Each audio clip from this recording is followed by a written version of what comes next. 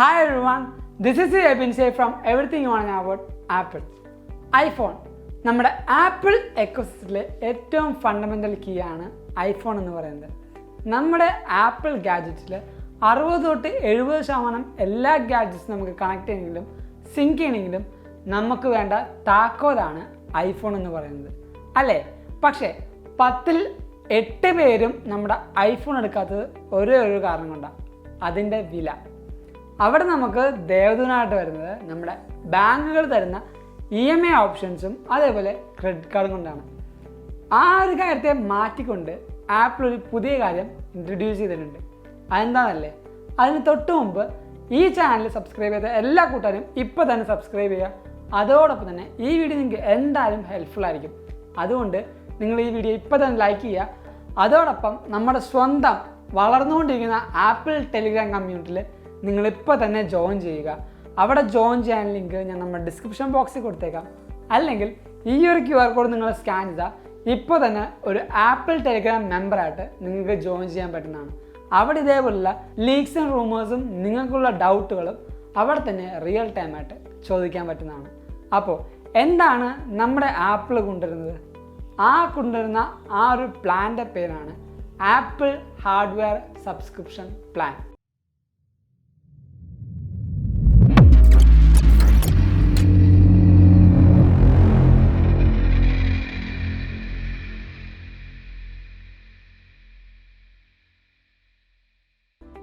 ഈ ഒരു വീഡിയോ ഞാൻ 2-3 കാറ്റഗറി ആയിട്ട് തിരിച്ചു പറയാം.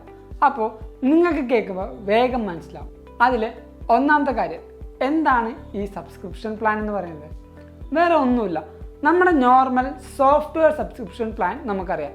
നോർമലായിട്ട് കേൾക്കുമ്പോൾ നമ്മുടെ ആമസോൺ പ്രൈം, അതേപോലെ നെറ്റ്ഫ്ലിക്സ്, സ്പോട്ടിഫൈ എന്തിന് പുറത്തേക്ക് പോകുന്നു? നമ്മുടെ സ്വന്തം ആപ്പിളിൽ തന്നെ ആപ്പിൾ മ്യൂസിക് ഉണ്ട്, ആപ്പിൾ ആർക്കേഡ്, ആപ്പിൾ TV, ആപ്പിളിൻ്റെ iCloud, പിന്നെ ഫിറ്റ്നസ്, ന്യൂസ് എന്നീ പറയുന്ന കുറേയധികം സോഫ്റ്റ്വെയർ സബ്സ്ക്രിപ്ഷൻ പ്ലാൻ നമുക്ക് നിലവിലുണ്ട്. അപ്പോൾ ഇതെല്ലാം ഒരുമിച്ചെടുക്കാൻ വേണ്ടി അവർ ബണ്ടിലായിട്ട് ആപ്പിൾ വൺ എന്ന് പറഞ്ഞ ഒരു സോഫ്റ്റ്വെയർ സബ്സ്ക്രിപ്ഷൻ പ്ലാനും നമുക്ക് ഓഫർ ചെയ്യുന്നുണ്ട്. പക്ഷേ ഈ പറയുന്ന എല്ലാ സോഫ്റ്റ്വെയർ സബ്സ്ക്രിപ്ഷൻ പ്ലാനും ഞാൻ എടുക്കാറില്ല, അതുപോലെ നിങ്ങളും എടുക്കാറില്ല. പക്ഷേ ഇതെല്ലാം ബണ്ടിലായിട്ട് കിട്ടുന്ന ആ ഒരു ആപ്പിൾ വൺ എന്ന് പറഞ്ഞ സബ്സ്ക്രിപ്ഷൻ പ്ലാനും ഈ വീഡിയോ കാണുന്ന മിക്കവരും എടുത്തിട്ടും ഉണ്ടാവില്ല.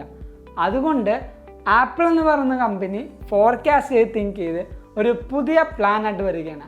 അതാണ് നമ്മുടെ സ്വന്തം ആപ്പിൾ ഹാർഡ്വെയർ സബ്സ്ക്രിപ്ഷൻ പ്ലാൻ എന്ന് പറയുന്നത്. അപ്പോൾ എങ്ങനെയാണ് ഈ പറയുന്ന ഹാർഡ്വെയർ സബ്സ്ക്രിപ്ഷൻ പ്ലാൻ നമുക്ക് കിട്ടുന്നത്, അല്ലെങ്കിൽ അതിൻ്റെ വർക്കൗട്ട്സ് എങ്ങനെയാണ്? അപ്പോൾ നമുക്കൊരു ഡിവൈസ് എടുക്കണമെങ്കിൽ നമ്മൾ എന്ത് ചെയ്യും? നമ്മൾ കടയിൽ ചെന്ന് അവിടെ ചെന്നിട്ട് നമ്മുടെ EMI ഓപ്ഷൻസും അല്ലെങ്കിൽ നമ്മുടെ ക്രെഡിറ്റ് കാർഡും നമുക്ക് തരുന്ന ആ സർട്ടൻ ബാങ്കിൻ്റെ EMIയും ക്രെഡിറ്റ് കാർഡിൻ്റെയും ഓപ്ഷൻസ് നോക്കി ആ ഒരു ബാങ്കിൻ്റെ കാര്യങ്ങൾ നോക്കിയിട്ട് നമ്മൾ ആ ഒരു ഡിവൈസ് പർച്ചേസ് ചെയ്യും. അങ്ങനെ പർച്ചേസ് ചെയ്യുമ്പോൾ നമ്മൾ ആര് ത്രൂ ആണ് നമ്മൾ ആ പ്രോഡക്റ്റ് എടുക്കുന്നത്? ആ EMI തരുന്ന അല്ലെങ്കിൽ ക്രെഡിറ്റ് കാർഡ് തരുന്ന അല്ലെങ്കിൽ ക്രെഡിറ്റ് കാർഡ് ഓപ്ഷൻസ് തരുന്ന ആ ഒരു സർട്ടൻ ബാങ്ക് ത്രൂ ആണ് നമ്മൾ ആപ്പിൾ പ്രോഡക്റ്റ് എടുക്കുന്നത്. അവിടെ ഒരു മാറ്റം വരുത്തിക്കൊണ്ടാണ് ഐഫോൺ ഈ ഒരു പ്ലാൻ പറയുന്നത്. കാരണം നമ്മുടെ മിഡിൽ മാനായിട്ട് നിൽക്കുന്ന ബാങ്കിനെ എടുത്തു മാറ്റി ആപ്പിൾ എന്ന കമ്പനിയും കസ്റ്റമർ, അതായത് ഞാനും നിങ്ങളും ഡയറക്റ്റായിട്ടാണ് ഈ ഒരു ഓഫറിൽ കമ്മ്യൂണിക്കേറ്റ് ചെയ്യുന്നത്. കാരണം ആപ്പിളിന് ഈ ഒരു മിഡിൽ മാൻ കമ്മീഷൻ എടുക്കുമ്പോൾ തന്നെ കുറേയധികം പണം അവിടെ നഷ്ടപ്പെടുന്നുണ്ട്. ആ ഒരു കാര്യം നഷ്ടപ്പെടാതിരിക്കാനാണ് ആപ്പിൾ ഡയറക്റ്റായിട്ട് ഒരു കസ്റ്റമറിൻ്റെ അടുത്ത് ഈ ഒരു ഡീലിംഗ് വെക്കുന്നത്.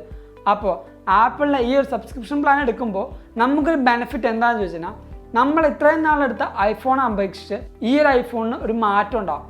കാരണം ഈ പ്ലാനിൽ വെച്ചെടുക്കുന്ന ഐഫോണുകളിൽ ഓൾറെഡി ഈ ഞാൻ നേരത്തെ പറഞ്ഞ എല്ലാ സോഫ്റ്റ്വെയർ സബ്സ്ക്രിപ്ഷൻ പ്ലാനുകളും ആക്റ്റീവ് ആയിരിക്കും. അതിന് വേറെ സെപ്പറേറ്റ് നമ്മൾ സോഫ്റ്റ്വെയർ സബ്സ്ക്രിപ്ഷൻ പ്ലാൻ എടുക്കേണ്ട ആവശ്യം ഉണ്ടാവില്ല. നമ്മൾ എടുക്കുന്ന ആ ഒരു ഹാർഡ്വെയർ സബ്സ്ക്രിപ്ഷൻ പ്ലാനിൽ ഈ പറഞ്ഞ എല്ലാ സോഫ്റ്റ്വെയർ സബ്സ്ക്രിപ്ഷൻ പ്ലാനുകളും ഉണ്ടാകും എന്നാണ് പറയുന്നത്. പക്ഷേ അങ്ങനെ എടുക്കുമ്പോൾ ആ പറയുന്ന ഡിവൈസിന് കുറച്ചുകൂടെ പ്രൈസ് കൂടാൻ ചാൻസ് ഉണ്ട്. കാരണം ആ പറയുന്ന സോഫ്റ്റ്വെയർ സബ്സ്ക്രിപ്ഷൻ പ്ലാനൊന്നും ഫ്രീ ആയിട്ട് നമുക്ക് ആപ്പിൾ തരുന്നു എനിക്ക് തോന്നുന്നില്ല. അതുകൊണ്ട് തന്നെ ആ പറയുന്ന ആ ഒരു സബ്സ്ക്രിപ്ഷൻ പ്ലാനിൻ്റെയും കൂടെ പ്രൈസ് ആ ഒരു ഐഫോണിൽ കൂട്ടിയിട്ടായിരിക്കും അവർ ഈ ഒരു ഡിവൈസ് നമുക്ക് തരുന്നത്. പക്ഷേ ഈ ഒരു ഡിവൈസ് എടുക്കുമ്പോൾ നമുക്ക് നോർമലായിട്ട് നമ്മുടെ സബ്സ്ക്രിപ്ഷൻ പ്ലാനുള്ള പോലെ മാസത്തിലോ അല്ലെങ്കിൽ വർഷത്തിലൊരിക്കലോ അല്ല കാശ് അടക്കേണ്ടത്.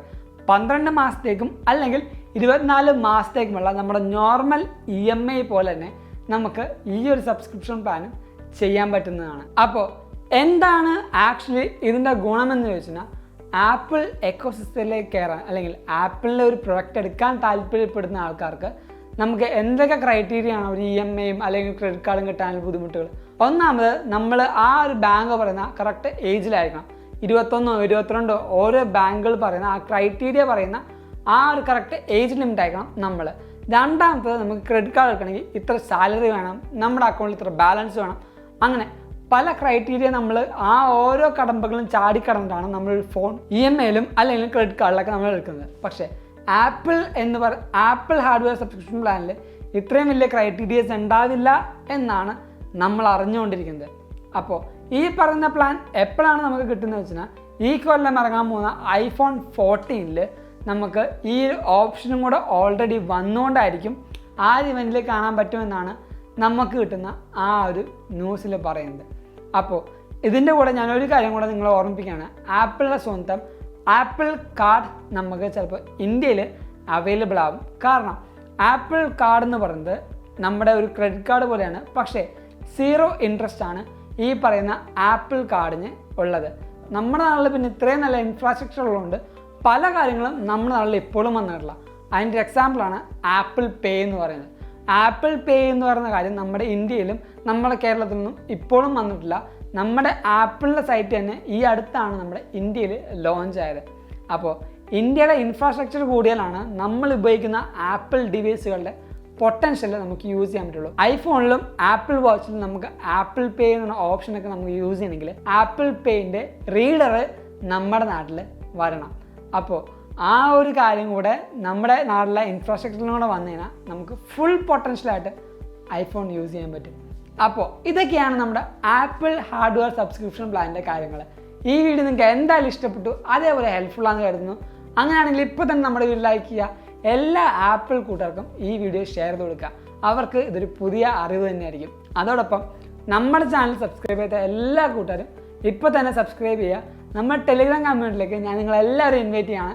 ഇപ്പോൾ തന്നെ ജോയിൻ ചെയ്ത് ഒരു ആപ്പിൾ ടെലിഗ്രാം മെമ്പറായിട്ട് മാറുക. അവിടെ ജോയിൻ ചെയ്യാൻ ലിങ്ക് ഞാൻ നമ്മുടെ ഡിസ്ക്രിപ്ഷൻ ബോക്സിൽ കൊടുക്കുന്നുണ്ട്. അല്ലെങ്കിൽ ഈ കാണുന്ന ഒരു QR കോഡ് നിങ്ങൾ സ്കാൻ ചെയ്യുക. ഇപ്പോൾ തന്നെ ഒരു ആപ്പിൾ മെമ്പറായിട്ട് നിങ്ങൾക്ക് ജോയിൻ ചെയ്യാനും പറ്റുന്നതാണ്. അതോടൊപ്പം നിങ്ങൾക്ക് അതിനോട് എന്തെങ്കിലും പേഴ്സണലായിട്ട് സംസാരിക്കണമെന്നാണെങ്കിൽ എൻ്റെ ഇൻസ്റ്റഗ്രാം ID ഞാൻ തൊട്ട് താഴത്ത് കൊടുക്കുന്നുണ്ട്. Go follow me in Instagram. And thank you so much for watching this whole video. This is Abin Xavier signing from everything you want to know about Apple.